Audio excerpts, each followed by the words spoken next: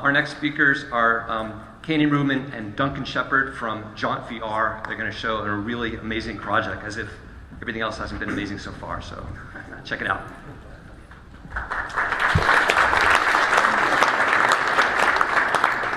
Well, first of all, even though it's nearly happy hour, there's unfortunately no food in this as far as I can recall, or wine, or any beauty shots like that. But this is sort of, I guess, where all this really amazing technology, the rubber hits the road, so to speak.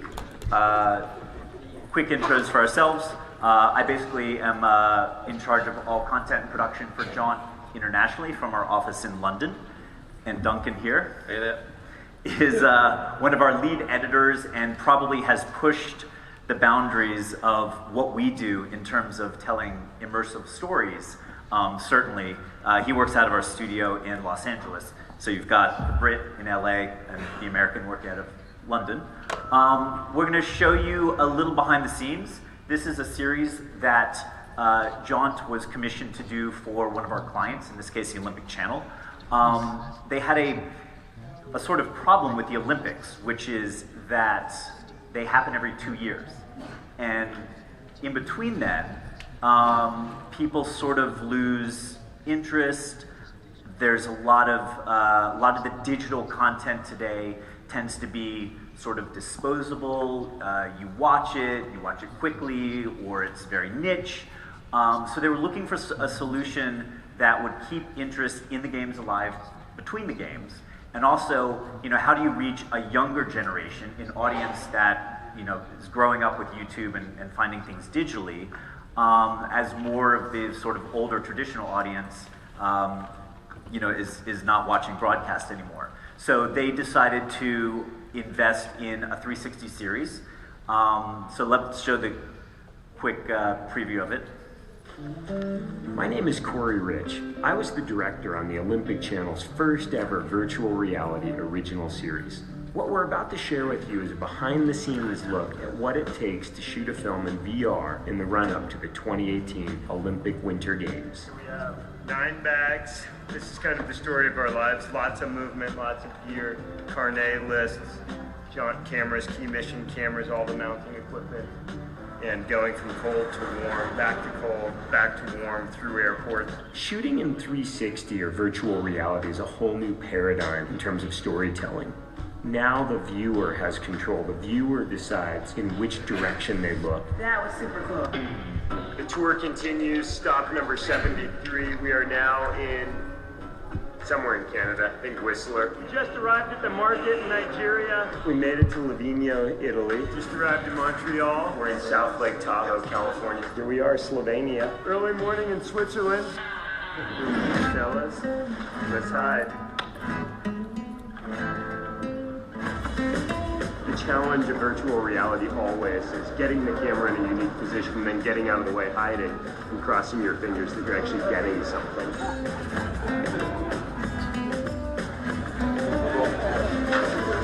Just monitoring Max in the hallway. This is kind of the best scenario for VR. We need to start installing these in all the doors.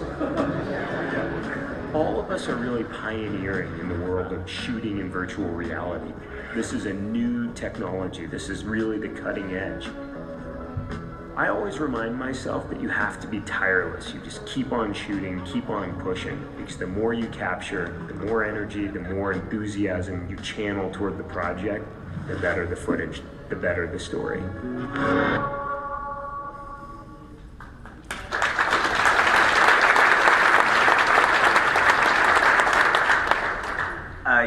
It was not an easy shoot, to say the least, but it's paying off. The series just came out January 4th, and it's already picked up an award. It was nominated for 2, and it picked up the Film Production Award, which is great. So basically, we partnered with the Olympic Channel.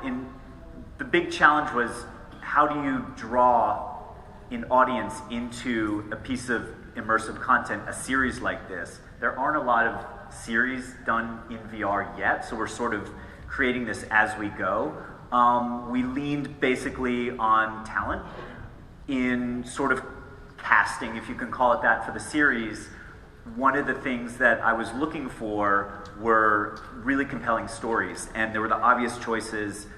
Jamie Anderson, who won gold in Sochi, she came on board this series as our female snowboarder. Max Perot joined us from Canada. At the time, he hadn't done an Olympics yet, but he ended up just winning gold in Pyeongchang. We also found a pair of alpine skiers, a pair of speed skaters. All of this, you can imagine, in 360 video just makes incredibly insane content and footage and a thrilling experience when you actually watch this in a headset. But the Nigerian bobsleigh team were just it was a team that I found about a year ago, just over a year ago, and they really had minimal press. I think I was sitting in a Starbucks doing this deck in Keynote. We did the pitch deck. This is from the pitch deck in Keynote. And I think I just found this team, and that was sort of one of the creative things that pushed this whole series over the line.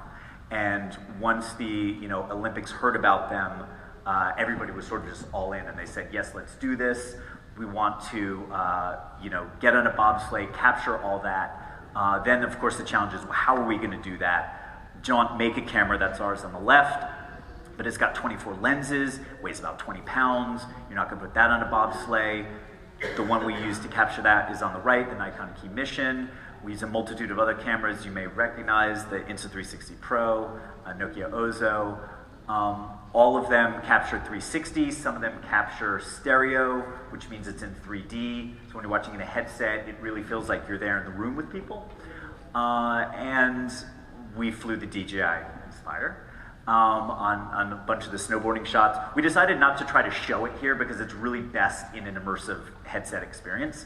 But what we do have prepared, Duncan has prepared some demos as to how we took all this footage. Okay, let me just switch over to the Final Cut machine. See if this works. Great. Okay, so I just wanted to present this as a way to show everybody that this stuff is actually quite easy to get started with. Virtual reality editing or 360 editing, it shouldn't be seen as being too complicated to get into. So I just wanted to walk everybody through just a couple of basic or some techniques that we use, and just give you some ammunition to get started. It might move a bit fast, but we can always, I've got some screen shows and stuff like that we can sort of distribute later. But anyway, here we go. The first thing to do is to create a project using the usual techniques. If you go into custom settings, and let's just call this One Big Air, I think, which is what we called it. AIR. In settings, there's a 360 setting, which will give you some of the two of the more normal options for resolution. Our project was done in stereoscopic, sort of over under stereo. So we will set it for stereo, and we worked at 3840 by 3840. Very important at this stage to get the frame rate right. As you know, with Final Cut, if you get the frame rate wrong initially, you can't change it in the sequence, so you have to get that right when you start making it. This was a PAL delivery, so we set it at 50p. Stereoscopic. I normally work, when I'm doing an offline, I'll work at 422 LT just because there's no point going HQ when I'm just working and rendering for myself. So that's good enough to get started with. There we go, One Big Air. Now, I pulled up some footage that I just pulled off the Jaunt server just to start playing with some shots for ourselves. And I think that, let's just clear all of these. Basically, if I start putting in shots, as you can see, we've got a guy on an exercise bicycle in Ekerek, and there's a shot of him coming through the door at some point. Here we go. If I put that one into the timeline, and the shot of him on the bicycle. Inside the timeline, because Final Cut doesn't know that these are Ekerek shots yet, it's displaying them as if they're a regular 2D video. So you need to tell the system that it is looking at VR footage in a sense. So if I select all of these shots and then go to the inspector, there will be an option to adjust the 3D projection mode and the stereoscopic mode. So if I adjust all of these to equirectangular and then change monoscopic to over-under, which is the way that our footage was displayed and captured. Now, if I put the shot of the kid walking in, this is one of our snowboarders. It's Max Perot. Max Perot. Now that will display correctly as an over-under, and if I go to the 360 viewer, which is a very important tool for us to play with in 360 editing, you can see that he's properly rendered in that way. So that's quite a key component. Sometimes your footage won't come up properly metadated, so that you can recognize it as 360 or VR. Then one of the techniques we used in this show was we had these two athletes. Max Perot is a bit of a machine. He's always in the gym, he's training on trampolines, and his sort of co-collaborator, Jamie Anderson, who is another Olympic athlete, she's much more of a sort of hippy-dippy, sort of kind of grew up in Colorado, was homeschooled. She's very different attitude towards her whole training regimen. And we wanted to present that juxtaposition between the two of them by showing the different ways that they worked out. So very briefly, if I put in another shot of Max, so we've got him walking into the gym and he's on the exercise bicycle. And then if I pick some of Jamie's shots, we've got her doing yoga in her gym. I think I've got one of her just starting off. So if I start there, let's say, and put her on the connected clip, and then let's hold this in a little bit. Oops. And then pull in another shot of Jamie doing that move. Let's get that in there.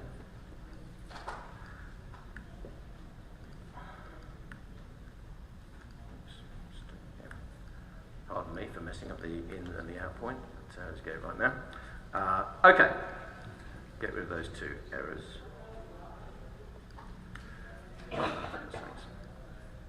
All right, I'll just do it with this one shot. Okay, one of the things we did, we were doing split screen. So the way that we achieve that is using the regular masking tool that comes pre-packaged with Final Cut. Even though it's a stereoscopic image, we can still, if we're trying to present two halves of, or split the world into two halves, have one thing happening on one side of the world and one thing happening on the other side of the world, we can use the tools that are already in Final Cut just to split those two worlds up. So if I just show you what we are talking about here, if I shrink this mask down to that, extend it past the boundaries of the top and bottom and make it more square, now when I spin round in the viewer, I've got Max's gym on one side and Jamie's gym on the other. So she's got her kind of, she's doing a yoga pose in the middle. That's fairly basic, don't worry about that. Then, obviously, in this view, Max on his exercise bicycle is obscured by Jamie. But currently, or in the last, not the last, in the 10.4 update of Final Cut, they introduced the on-screen controls for the reorient tool. So if I select this little tool down here, this little wheel, basically I can grab either Jamie and move and change her orientation like that, and just undo that. Or in this case, I want to grab Max because he's the one that's missing, and I can grab him. And if I want to, basically what this is doing is tilting the apparent view of the camera, left, sort of yaw and tilt. But if I want to constrain it, I can hold down the shift key and start moving around like this.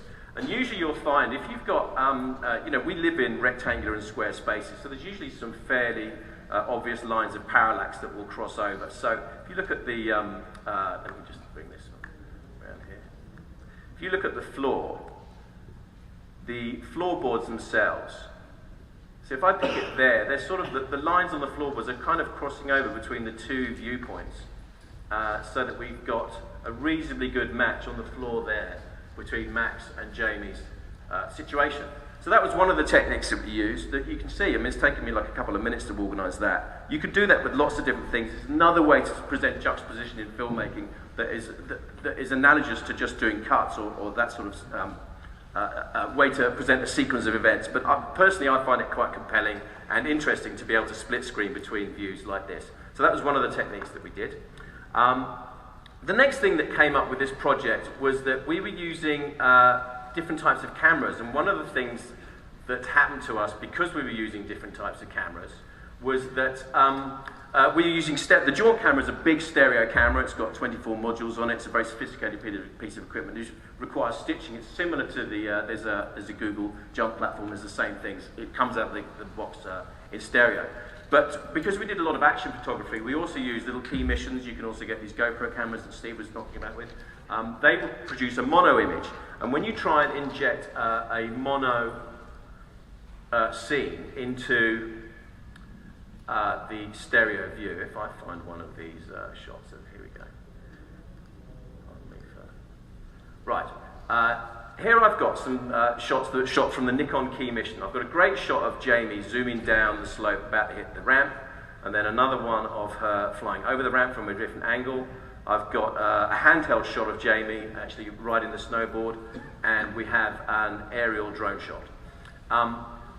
If I was to put in this shot of Jamie into our stereo timeline, it will present like that, because I didn't do the EcoRec fix that we did to the other stereo shots.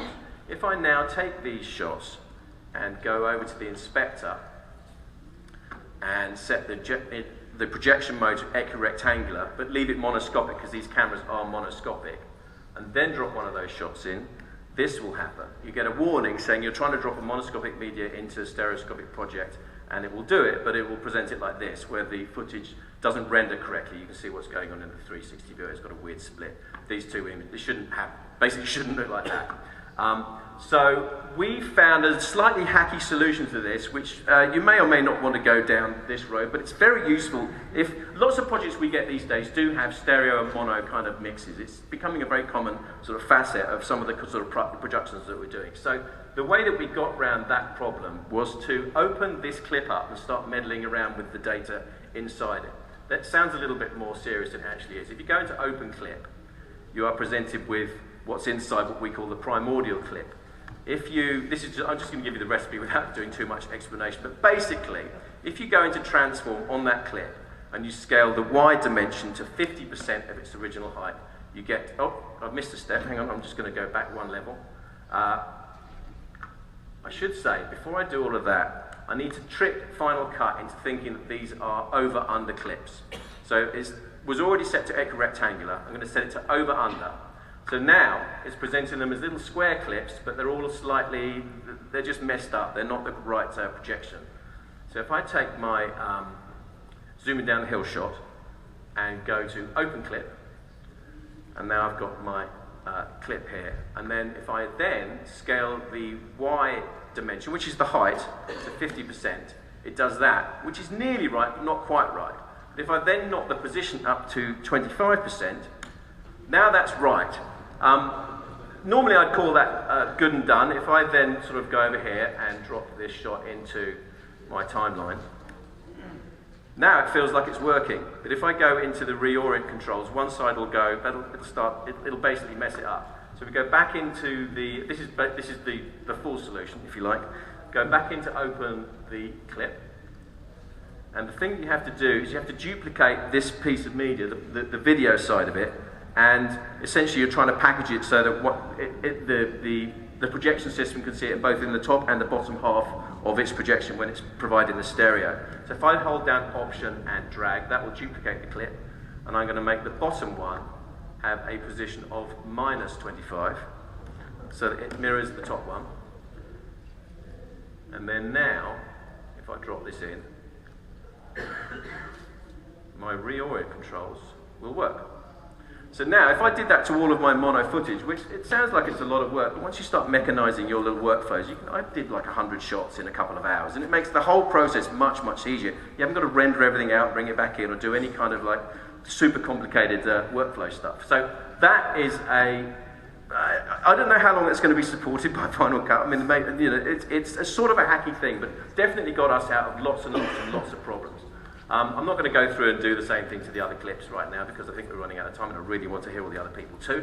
The last thing that one of the last things I was going to show everybody was, or two things really. One of them is Final Cut's ability to project 2D footage back into this sort of stuff. It is often the case with sports content that you've got acres and acres and acres of archive footage, none of which has been shot in VR, but it's all amazing footage. We are always looking for ways to integrate this sort of stuff into our shows. As it happens, it's very, very easy. You just drop it on top, and it automatically second. Excuse me, whilst I set this clip itself up to be projected correctly. Somehow I missed that.